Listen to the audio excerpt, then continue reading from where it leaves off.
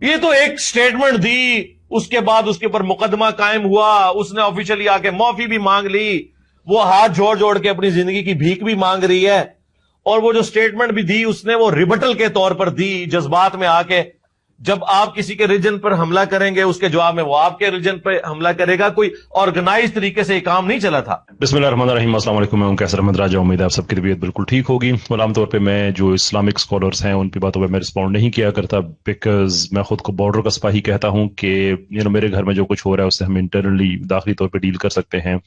میرے I have other people to deal with. لیکن یہ جو بات کہی انجینئر صاحب نے، یہ میں بڑی اختلاف کے مجھے اس سے اختلاف ہے اور بڑے عزت اور احترام کے ساتھ ہے.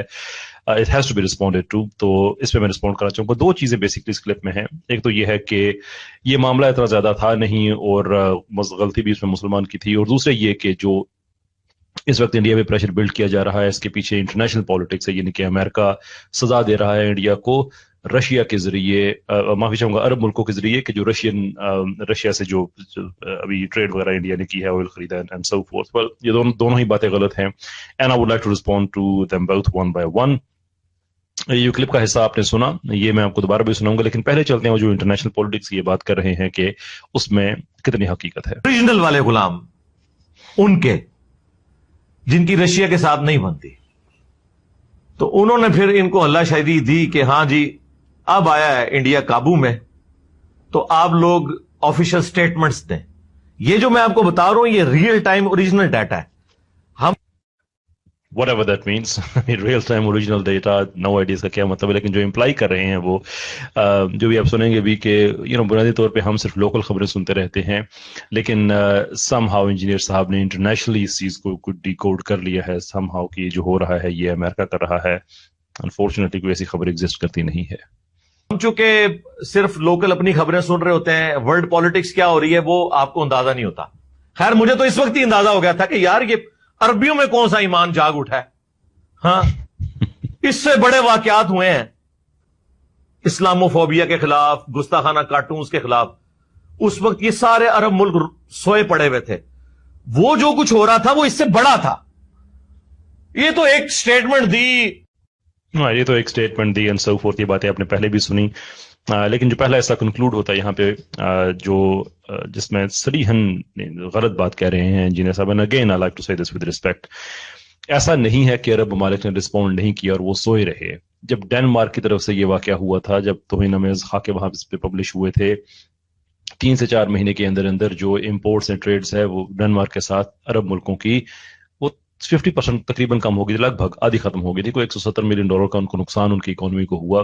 آپ کہہ سکتے ہیں کہ یہ بہت بڑا نقصان نہیں تھا، لیکن ظاہر سی بات ہے جتنا ٹریڈ کا اس کا سکوپ ہوگا نقصان اسی کے حساب سے ہی ہوگا. تو near enough half the trade جو ہے اس سے متاثر ہوئی.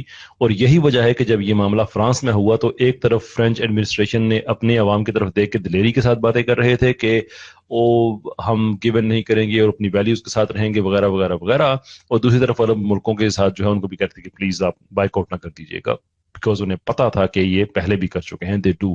تو یہ آپ کا آرگومنٹ ہو سکتا ہے کہ عرب ملکوں کو اس سے زیادہ سخت لب و لہجہ اختیار کرنا چاہیے، زیادہ سخت میجرز لینے چاہیے. That's fair enough. لیکن اپنی بات کو زیادہ باوزن بنانے کے لیے یہ کہہ دیں کہ عرب ممالک ہمیشہ سوئے رہتے ہیں اس معاملے میں، دیٹس جسٹ ناٹ ٹرو.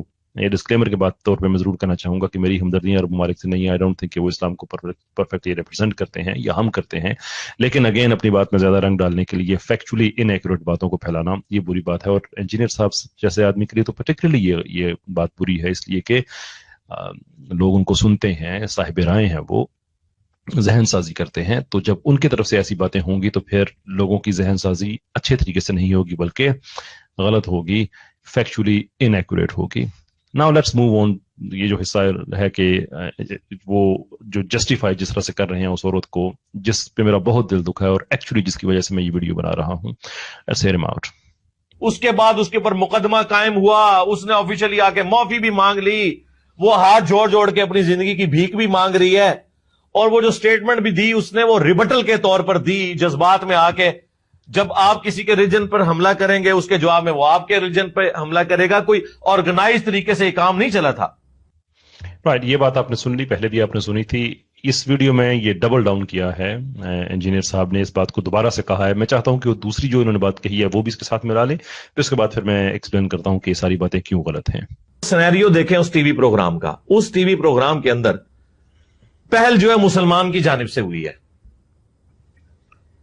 उसका आपको अंदाजा होगा, अभी तो अधूरे क्लिप चल रहे हैं, वो भी बड़ी मुश्किल से मुझे एक क्लिप मिला है, तो उस औरत के आपको जवाब के अंदाज से पता चल जाएगा कि वो रिबटल कर रही है।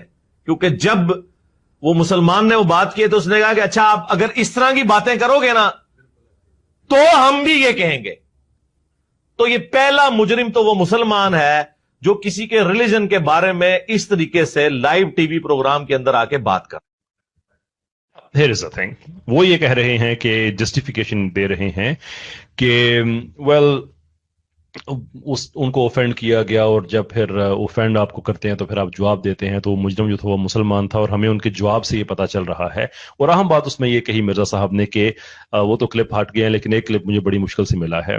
आई थिंक मिर्जा साहब ठीक कह रहे हैं, क्योंकि जिस आदमी ने एक आधा क्लिप देखा हो वही ऐसी बात कर सकता है। लेकिन हकीकत इसके बरक्स है। हकीकत यह है कि उसी शाम ये तीसरा प्रोग्राम था नूपुर शर्मा का, जिसमें नूपुर शर्मा ने तीसरी बात ये रिपीट की। ऐसा नहीं कि बस जज्बात भड़क गए और वो रो में वो बह गई और उन्होंने कुछ कह दिया।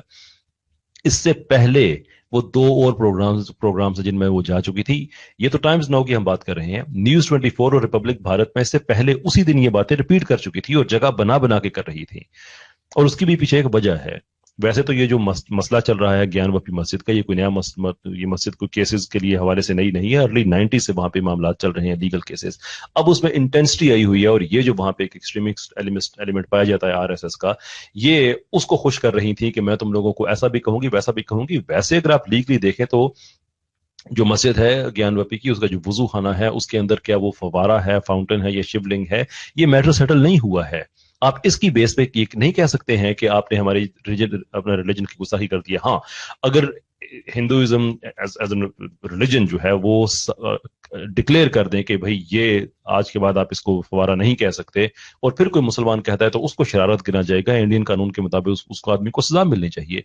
लेकिन एक लीगल केस चल रहा है तो अदालत में लोग क्या कहेंगे, यानी मुसलमानों के वकील हैं वो क्या कहेंगे जाके, उसको फाउंटेन ही कहेंगे ना, इसलिए कि इनका ये केस है। तो इस पे जज साहब उठ के गालियां देना शुरू कर दे कि तुमने गुस्ताखी कर दी, तो क्या वो that make any sense? It wouldn't. और जो आखिरी बात है जो मिर्जा साहब ने यकीनन नहीं सुनी, मैं उनको मैक्सिमम बेनिफिट ऑफ डाउट देना चाहूंगा कि शायद वो क्लिप्स उन्होंने नहीं देखे, वरना वो इस औरत का इस तरह से दिफा ना करते। नकले कुफर न बाशिद, और मेरा दिल टूट रहा है ये बातें अब कहते हुए। 2 अल्फाज जो इस्तेमाल किए गए, सेक्सुअल इंटरकोर्स और बुढ़ा, there is no justification for this Mirza साहब, देयर इज नो जस्टिफिकेशन। ये बात आपको सूट नहीं करती। मुझे यकीन है कि आपने क्लिप्स नहीं देखे होंगे, उसके बगैर आप बात कर रहे हैं। और मुझे इस चीज का अफसोस भी है कि अगर आपके पास पूरी तहकीक नहीं है तो आप क्यों इस पे एक्सपर्ट ओपिनियन अपनी दे रहे हैं। कुछ देख लें, पढ़ लें उसको, क्योंकि ये वक्त इज्जत रसूल की वकालत करने का है। आपकी बातों से लग रहा है कि आप शायद आरएसएस की वकालत कर रहे हैं। आई होप ये बातें सुन के आप रिव्यू करेंगे अपना जो व्यू है और इस पे कोई एक्सप्लेनेशन देंगे, बिकॉज एट द मोमेंट आपकी जो बातें हैं ये बहुत ज्यादा दिल दुखाने वाली हैं। बहुत शुक्रिया आपका।